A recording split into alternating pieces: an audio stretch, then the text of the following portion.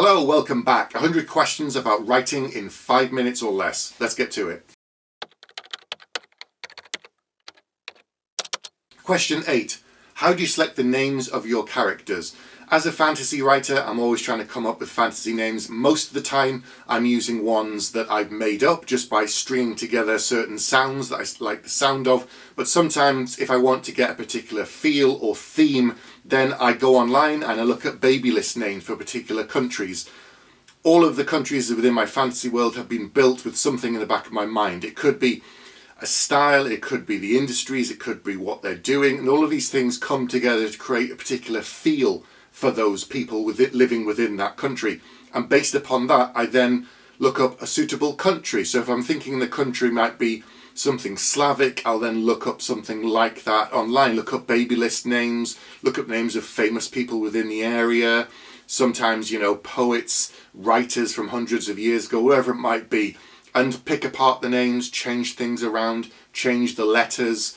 Recently, in my historical fantasy novel, The Judas Blossom, obviously there are people set from history, so I'm using real people and made up people. And so for those, I would then look at very specific countries, whether it was Georgia or France or Spain and whatever it might be, Italy, and look at the countries, look at lists of names, look at famous people from history, and also make sure I didn't get the name exactly the same as someone that existed if I'm creating something fictional. So really the name's about creating a particular feel for the character. When you say it out loud, how does it sound on the ear? Is it really easy to say?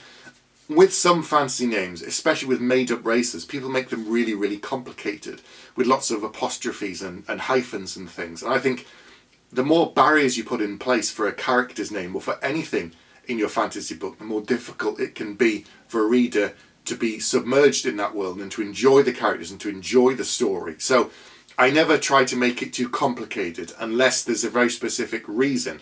But you don't want someone stumbling over the names of your characters all of the time. So say it out loud a few times and see what you think. The other thing to think about with character names is the cool factor. Let's say your main character is this amazing hero who's done all sorts of amazing things and fought loads of monsters and defeated hundreds of bad guys, and his name is Jeff. Or something like that, a fantasy version, you could change it a little bit, Jeff. It's just ridiculous and it won't stick in the mind of the readers. So that's the other thing. You get lots of cool nicknames for characters, but also when you're actually building their basic name, if it's something that's coming up over and over and over again in the text, if it's first person or third person, you need to think about that too. And there again, you don't need to make it as black and white. Like you don't have a hero with a nice name and a villain with a bad name, because characters are obviously very grey and they're layered and so on. So creating interesting names and memorable names is a good thing to do, which is why sometimes I combine things that exist with stuff that I've made up.